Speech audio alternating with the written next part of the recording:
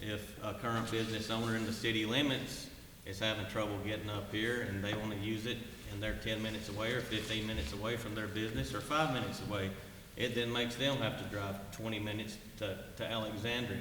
So the reason the location was chose was similar to why you would put a fire engine. If you only had one fire engine for the county or one ambulance for the county, you want to provide the most service to the majority and to the most people you can offer it to, which is try to find a central location. So for the people in Blue Springs, for the people in Belt-Keltenberg, for the people at Riverwatch, I think it makes that sort of an equilibrium where I've requested to put it, as well as Liberty and Alexandria.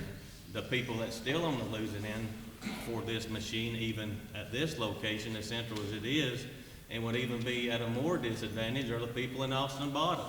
And I personally still represent the people of Austin Bottom. And I explained that very well in August, just as I did tonight, but I'm glad to explain that again, and thanks for asking. Anybody else have any comments? I'd like to make an amendment as Pardon? well. I'd like to make an amendment as well.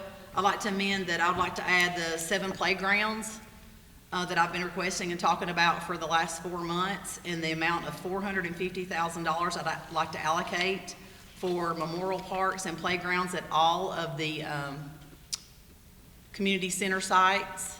We've been talking about this for some time, and I'd like to put this as an amendment to be added to the list and approved. Okay.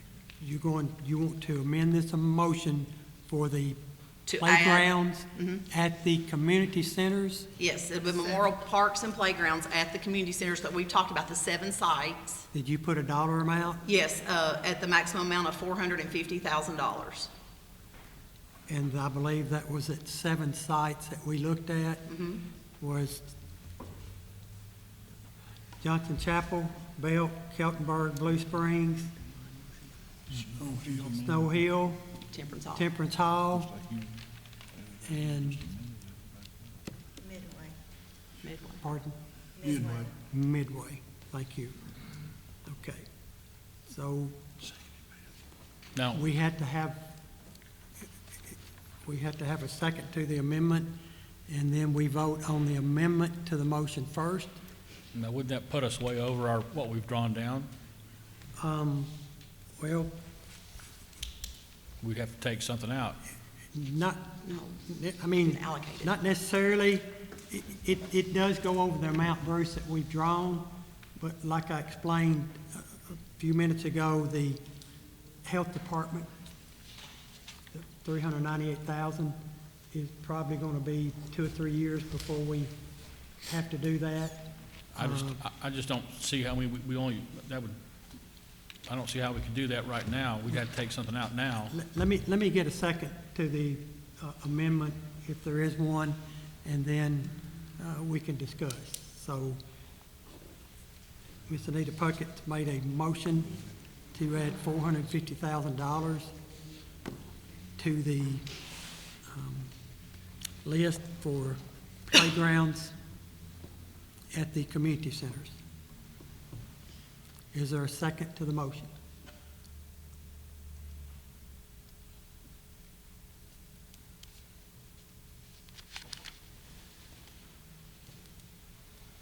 Okay, it fails for lack of, the amendment fails for lack of a second, so we're back on the main motion. I think everybody's, unless somebody else has, I'd like to make a motion that we vote on these individually, on these items individually. you want to make an amendment to that motion, because the motion has already been made. Motion that we vote on these individually.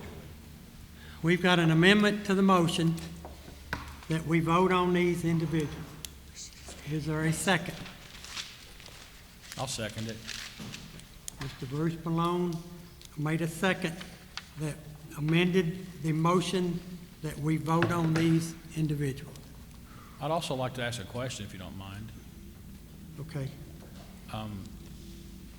Going back to the grant money about the paving,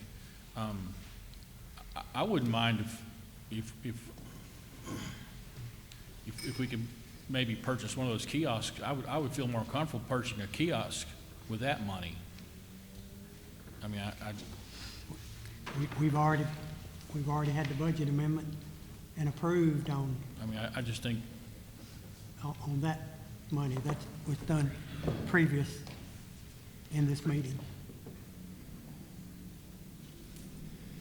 Anybody else have any questions or comments? We're fixing to vote on the amendment, which is to vote on these separate. So if you want to approve the amendment and vote on them second, vote yes. If you don't approve the amendment are we and voting on don't your want to amendment? vote on them second, Are we voting on vote your no. amendment Mr. Clerk, will you call the roll? Myron Rhodey, No. Janice Fish Stewart, No. Matt Adcock, No. Beth Pafford, No. Jenny Trout, No. Shay Flatt, Yes. Susanna Cripps Daughtry, Yes. Jeff Barnes, No. Julie Young, No.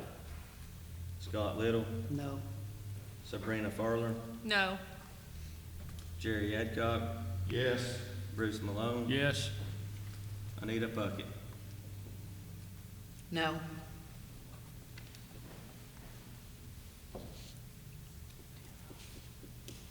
Ten no, 4 yes. Okay. The amendment failed, so we're back on the regular, original motion, which is to add the kiosk and the vote on these all on one.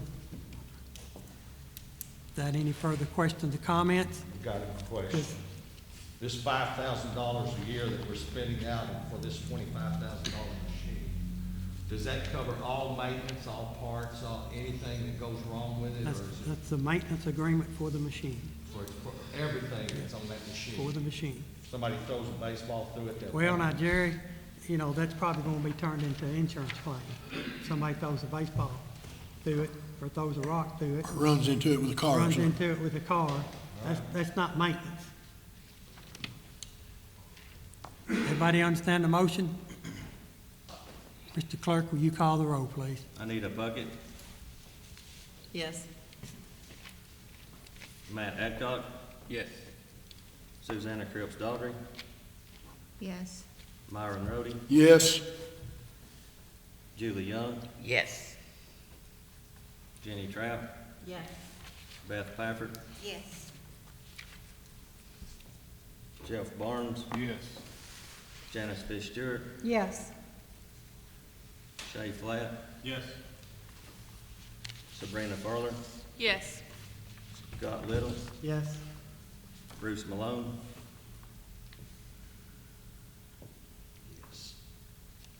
Bruce Malone,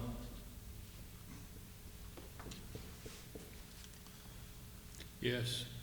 Jerry Adcock. Because of these other things up here, I'm going to vote yes, because I think these things are important. 14 yes. 14 yes, motion carried.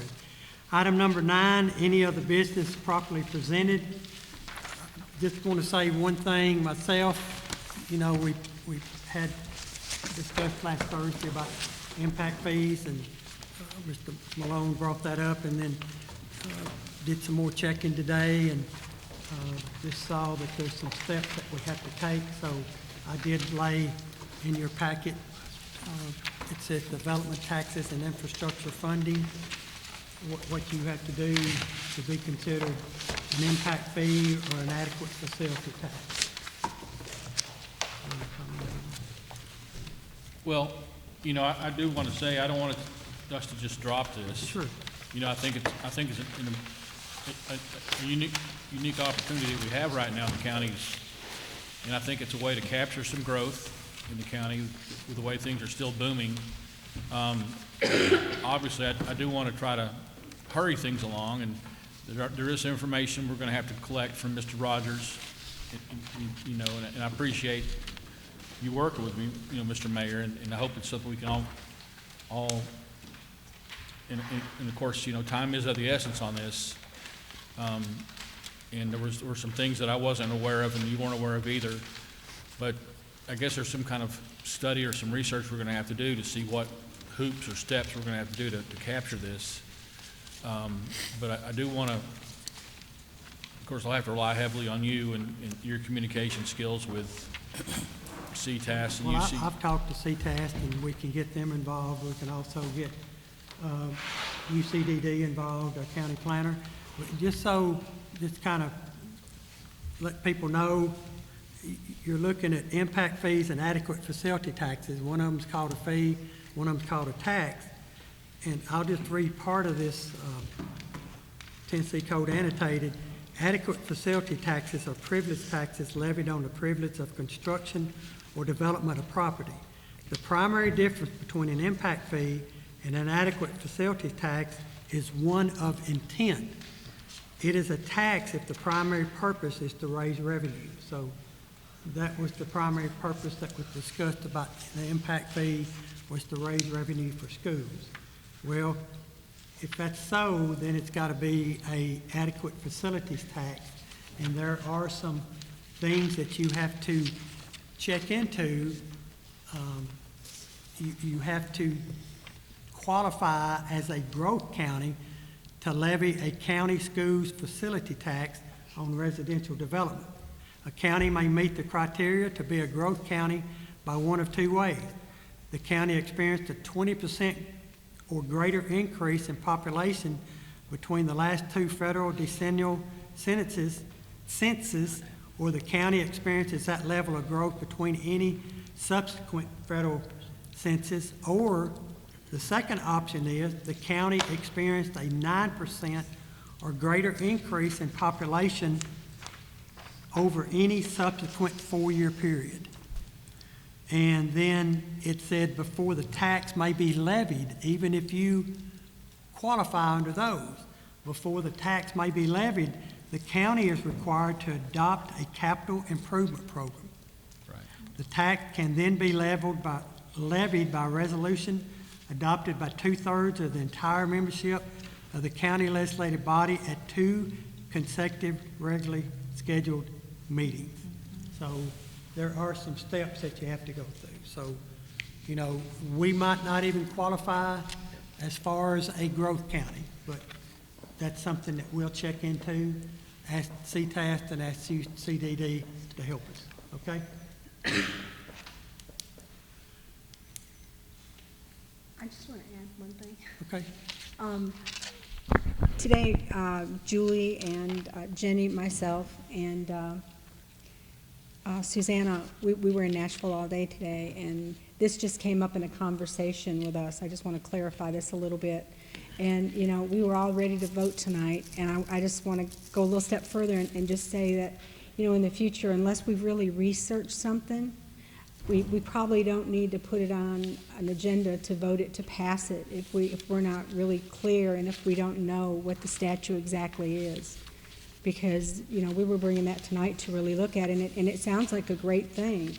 But, you know, there's a lot of criteria surrounding this particular event that we wanted to do just to raise some money to build schools. And I know we all on this commission want to see schools built. We want to see things done for the kids. We want to move things forward, but we don't want to sit here and pass some kind of legislation or something, you know, and try to do something and implement something when we don't have all the information. We need to make that decision and be sure that we can be legally bound by what we're doing.